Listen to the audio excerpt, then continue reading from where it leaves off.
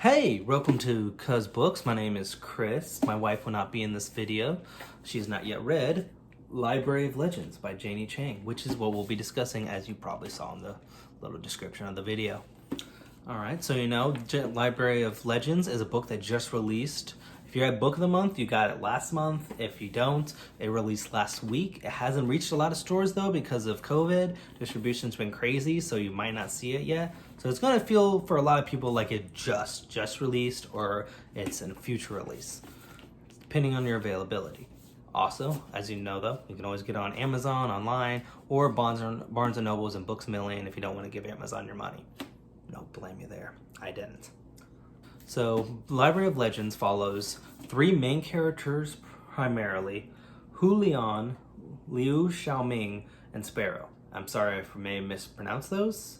I didn't. It's the only problem with reading stories. You don't get a chance to really hear them said. I hope I got them close enough, and if I didn't, I'm sorry.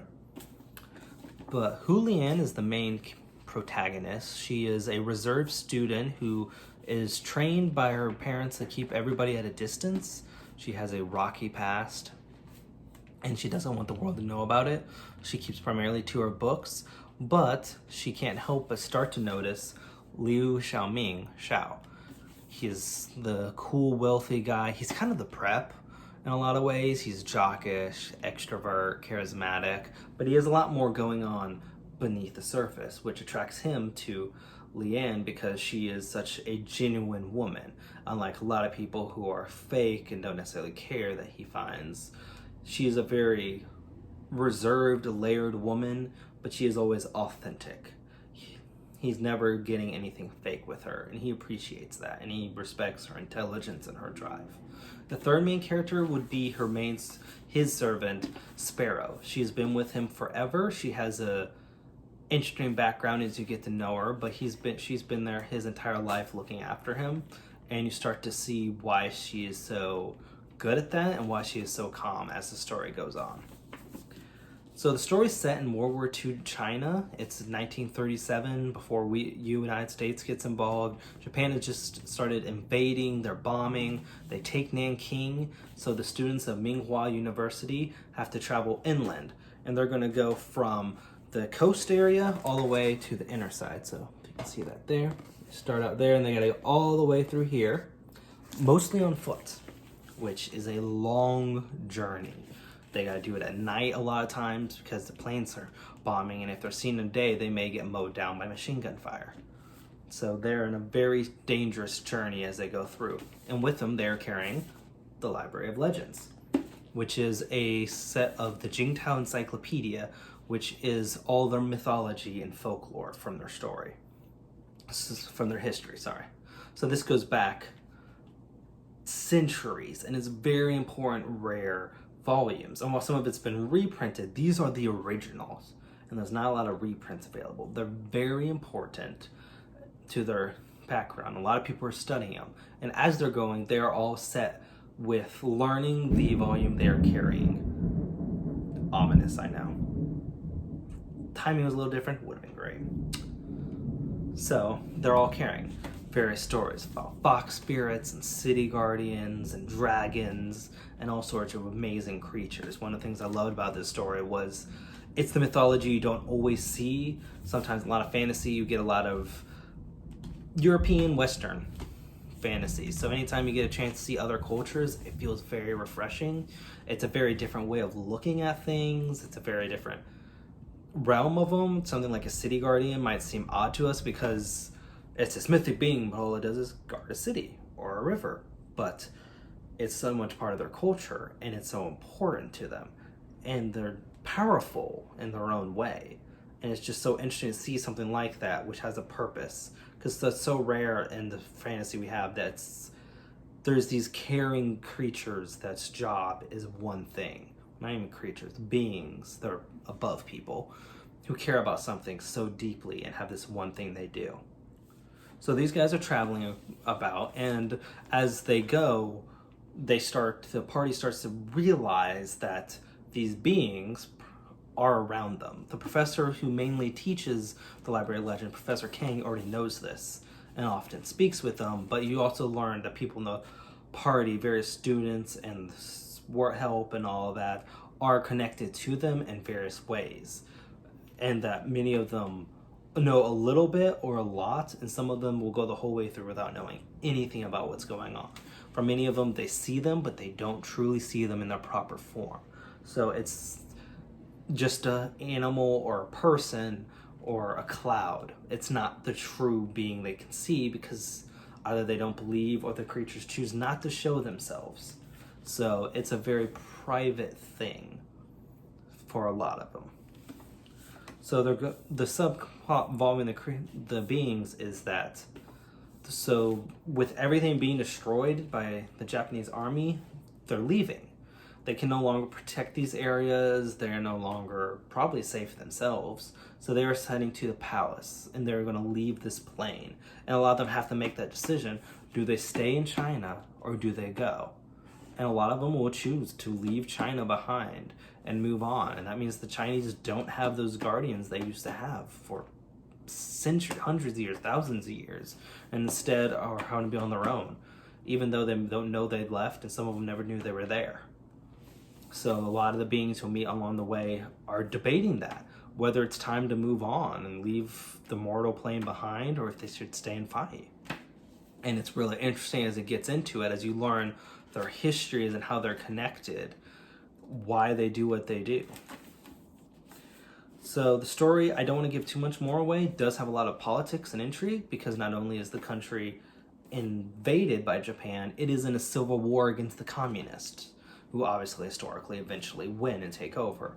So you have two different sides fighting, and while everyone's against the Japanese, not everyone's chosen a side based on the Chinese government or the Communist Party. And that starts to interfere as people on both start to choose sides on both sides, and they become willing to kill and lie and frame for their beliefs. And it becomes a severe issue as they're ripped apart from the inside, as they flee they flee Japan, and as they meet these creatures that they don't know who to trust anymore. The story is very tightly paced as far as positives. It goes by real quick.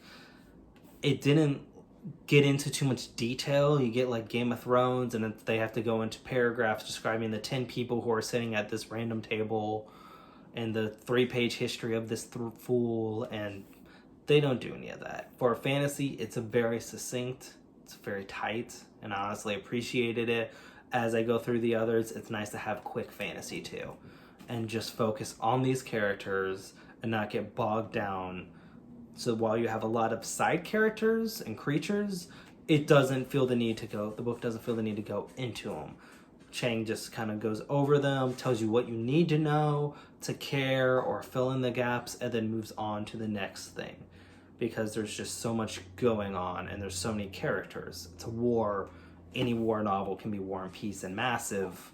She kept it nice, sweet, and kept it on the people you care about. There's a lot of plot twists in it. There's a lot of, as I said, there's a lot of betrayals because people have their various parties. So there's a lot of big twists there. And I will say the journey is not as linear as you would expect it to be. The goals change as they go through, and what counts as a win and what it takes to survive changes as it goes through. There's a lot of romance in it. There is, obviously, as I said, there's a connection there. There is love triangle, square, kind of hard to describe. I guess at a certain point past triangle, how you would call it a square, or what you would call the four-sided love. But it gets complicated as people's feelings get hurt, they get invested, some of them because they sincerely care, some of them are trying to manipulate others for their own benefits. And there's a lot of side romances too, people who care about each other, but because of culture are very conserved or reserved about it. They're very conservative. They wouldn't want to hurt the lady's honor, so they don't necessarily do the things we would do, like kiss and hold hands, because that could hurt the girl and her pride and her honor. So it's a very, you can kind of see who some people are with and who they like and who cares about each other, but it's not as like our culture where it's usually pretty obvious. We date outright. It's clear. It's simple. It's a lot more complicated there, I guess you'd say, because it's a lot more reserved, it's a lot more secretive and discreet. Discreet's the word I'm looking for. So it's very interesting to see those aspects of it. I enjoy romance. I know some people say guys aren't supposed to love a good romance. I do. I don't always love a good love triangle because I start screaming because no, first guy or second guy, the other one's not right. Just don't do it. Don't do it, Laura Jean. You have Peter. And no, I have not gotten through all the books, so maybe she doesn't end up with him. That's neither here nor there.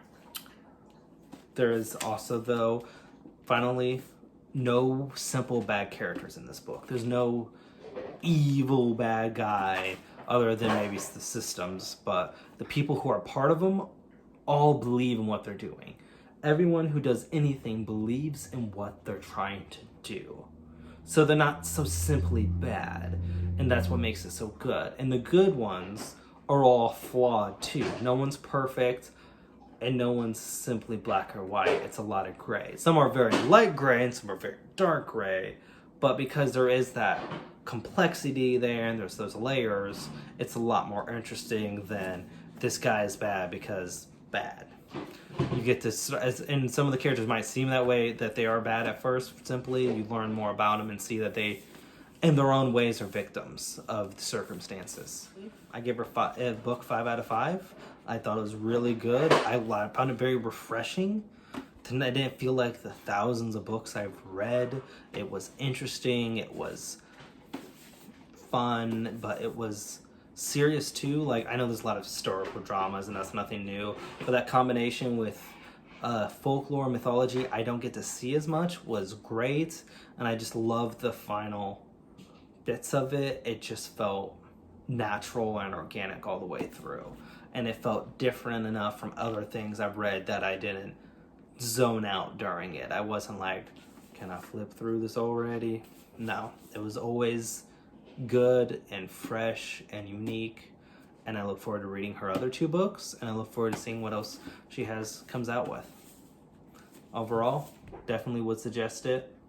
I don't generally suggest hardbacks. I'm a paperback guy. I like a small mass market you can stick in your cargo shorts pocket. But look at this beautiful copy. This book is so beautiful. I don't know if it's getting justice here, but there are layers to these colors, and it is gorgeous. And I would actually suggest this as a hardcover. Thank you for staying till the end. This is our kitten Croft. She is our baby. She's not technically a kitten because she's like a 1.5 years, but she's so tiny. So we call her a kitten. You're like half the size of your brother. But she's adorable. We love her. And she's called Croft because of Lara Croft. She is a Tomb Raider. She will climb. She will fight. She is brutal. But she's so cute.